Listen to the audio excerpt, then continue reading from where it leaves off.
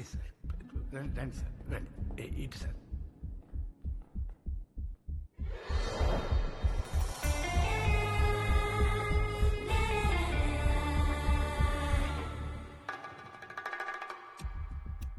హత్యకు ఉపయోగించిన కత్తి ఈ వరలోనే దొరికింది సార్. సాక్ష్యం కింద దాఖలు చేసి స్టేషన్లో భద్రపరిచారు. అవును మత్తయ్య, సార్ కత్తి మీద వేలిముద్రలు దొరికాయా? దొరికాయి సార్. ఎవరివి? జమీందార్ గారివి. కుడి చేతివా ఎడం చేతివా? కుడి చేతివే, రైట్ హ్యాండ్. రక్తం కత్తి లోపల భాగంలో అంటుకుందా బయట భాగానికి అంటుకుందా? లోపల భాగానికే సార్. శాస్త్రి సార్ ఆ రెప్పినందుకో. కుడి చేత్తో కత్తినిలా విసిరితే రక్తం ఎటువైపు అంటుకోవాలి? బయట వైపు సార్. రక్తం కత్తి లోపల భాగానికి అంటుకుందంటే వేటు ఇలా పడిందన్నమాట, అంతే కదా? అవును సార్. వేటు ఇలా పడితే ఘాటు ఎడం వైపు ఉండాలిగా. మరి శవానికి తీసిన ఫోటోలో ఘాటు కుడివైపు ఉంది. కరెక్టే సార్. అంటే వాడు కుడి చేతిని వాడలేదు, వేటు ఎడం చేత్తో పడిందన్నమాట. మరి కత్తి మీద జమీందారి గారి కుడి చేతి వేలి ముద్రలు ఎలా దొరికాయి? చెప్తే అర్థం చేసుకోవడానికి అరగంట పట్టింది. ఈ తర్కం మీకు ఎలా అర్థమైంది సార్? సముద్ర తీరం నుంచి వచ్చిన ఒక పిండారి దళం నందికోన అటవీ ప్రాంతంలో పొంచి ఉందని సమాచారం. హత్యలకు దోపిడీలకు పాల్పడుతుంది ముఠా. కావున అటువైపు ఎవరూ ప్రయాణించవద్దని పోలీసు వారి ఘాటు హెచ్చరిక. ఈ కేసు సంగతి నేను చూసుకుంటాను మత్తయ్య, ఆ పిండారుల సంగతి మీరు చూసుకోండి. You may go now. Yes sir. అంటే హత్య చేసిన జమీందార్ గారు కాదంటారా సార్? ఇప్పటి వరకు ఆయన మీద అసహ్యం ఉండేది. ఇప్పుడు తలుచుకుంటేనే చాలా బాధ అనిపిస్తుంది సార్. చూడయ్య శాస్త్రి, సార్ క్రైమ్ ఇన్వెస్టిగేషన్ లో జాలి దయ లాంటి రాగద్వేషాలకు ఎంత దూరంగా ఉంటే అంత మంచిది. Getting emotional involved is the biggest crime investigation అన్నాడే క్యానియన్ జోయల్.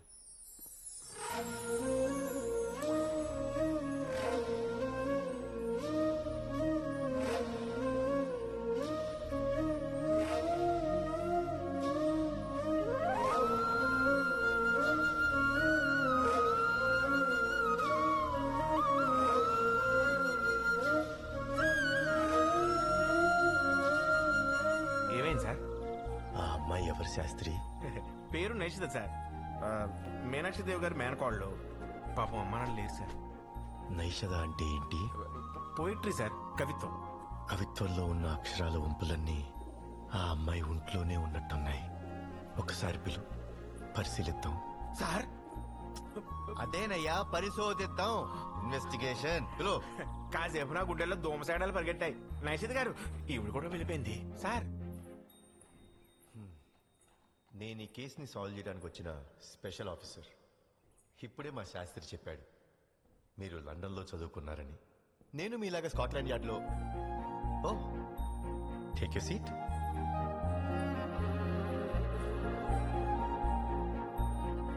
ఎందుకు పిలిచారు?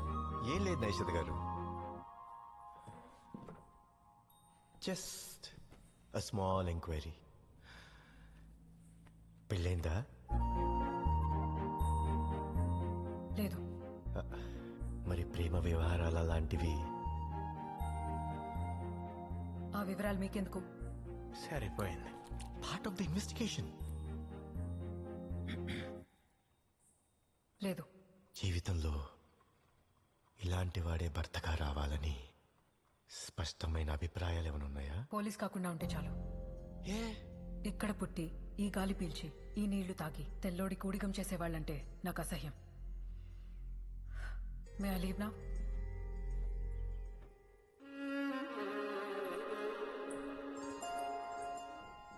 హత్య జరిగిన గది ఇదే సార్.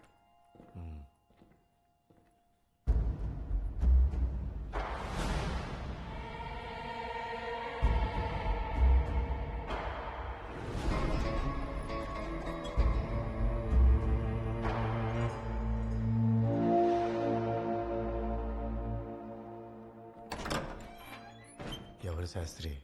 పట్వారీ గారు సార్, మన జమీందార్ గారి బిజినెస్ పార్ట్నరు, మంచి ఫ్రెండ్ కూడా. ఆ పక్కనే ఉన్న ఫేర్ లేడీ ఎవరు? పట్వారీ గారి భార్య సార్, పేరు రోజీ, మంచి డాన్సరు. ఆవిడ డాన్స్ అంటే నాకు ఇష్టమే. ఇప్పుడు నాకు సిగ్గేస్తుంది. నువ్వు వెళ్ళి నేను పట్వారిని కలవాలన్నానని చెప్పు. నేను వెళ్ళి మీనాక్షి దేవి గారిని కలిసి వస్తాను. ఈ సంస్థానాన్ని పాలించటం మా అధికారం అని మేమెప్పుడూ అనుకోలేదు. బాధ్యతని అనుకున్నాం. ఆకలి అన్న వాళ్ళకి అన్నం పెట్టాం, అవసరం అన్న వాళ్ళకి సాయం చేశాం. ఎప్పుడో ఎవరిని ఏది అడగని మేము మిమ్మల్ని అర్థిస్తున్నాం. నా కూతుర్ని చంపిన హంతకుణ్ణి కనిపెట్టి శిక్ష పడేలా చెయ్యండి. మాటిస్తున్నానమ్మా.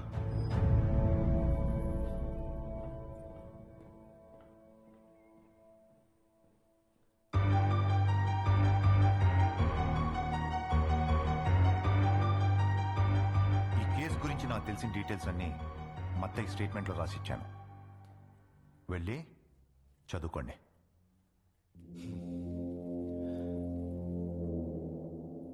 అరే అరే, విజయ రూమ్ శాస్త్రి, వ్యూ బాగుంది.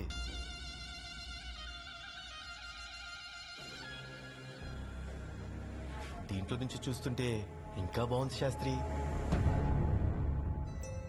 ఆ, ఇది ఆగదిని చూడటానికే కదా సార్?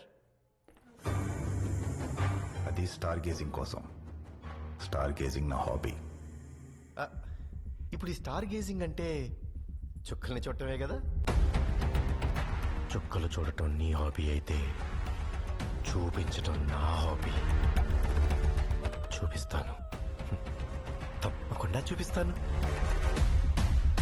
బయలుదేరుతావా శాస్త్రి? సార్, అరే, మన రోజీ గారు Shastri. Hello madam. What a great dancer you are. A great fan of yours. Can I have your autograph? Sure. Shastri, sir,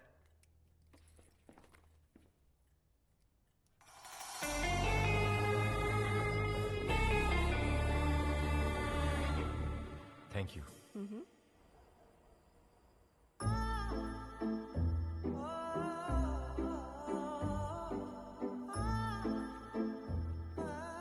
ఏమిటి సార్, ఇవాళ జరిగిన ఇన్వెస్టిగేషన్ మీద రిపోర్ట్ రాస్తున్నారా ఏమిటి? ఫుల్ మూను నైటట, అవును సార్.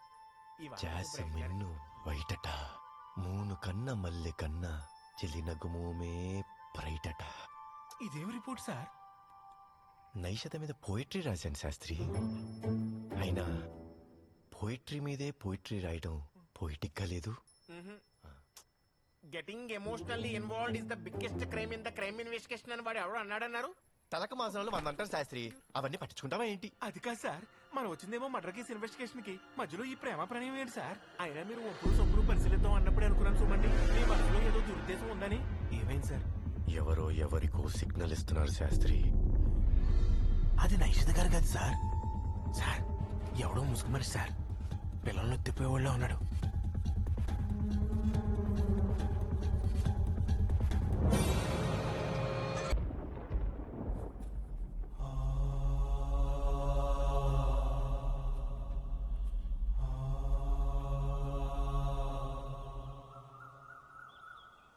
మనం ఇక్కడ సైద్ధాంతిక పరంగా 2 పోరాటాలు చేస్తున్నాం. ఒకటి, బ్రిటిష్ వలస పాలకులతో సామ్రాజ్యవాదులతో చేస్తున్న స్వతంత్ర పోరాటం. రెండోది, హిట్లర్ లాంటి వాళ్లతో చేతులు కలిపి దేశానికి స్వాతంత్రం తీసుకురావాలని ప్రయత్నిస్తున్న ఈ దేశపు ఫ్యాసిస్టులతో చేస్తున్న అంతర్గత యుద్ధం. ఫ్యాసిస్టులతో కలిసి ఈ తుపాకీ గొట్టం ద్వారా సంపాదించే స్వాతంత్ర్యం ఎక్కువ కాలం నిలబడదు. శాంతి, అహింస ఇవే ఈ దేశ స్వతంత్రానికి, భవిష్యత్తుకి పునాది కావాలి.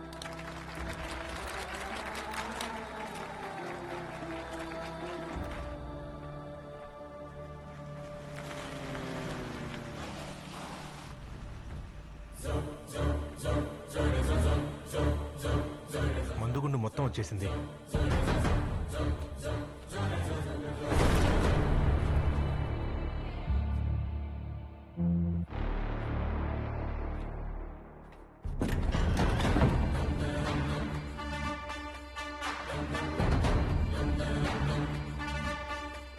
వేరే వేరే వృత్తుల్లో, ఉద్యోగాల్లో, సంస్థల్లో ఉంటూ అజ్ఞాతంగా చేసిన పోరాటం చాలు. ఈ ఆయుధాలు ఎవరికి చేర్చాలో వారికి చేర్చండి. జరగబోయేది యుద్ధం.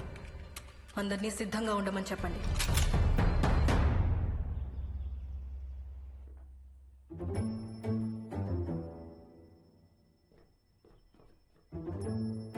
సార్ ఉండవే శాస్త్రి, నిన్న కనిపించిన అందాలేవైనా కనిపిస్తాయేమో అని చూస్తున్నాను. అందాలా ఆధారాలు అయి ఉంటాయి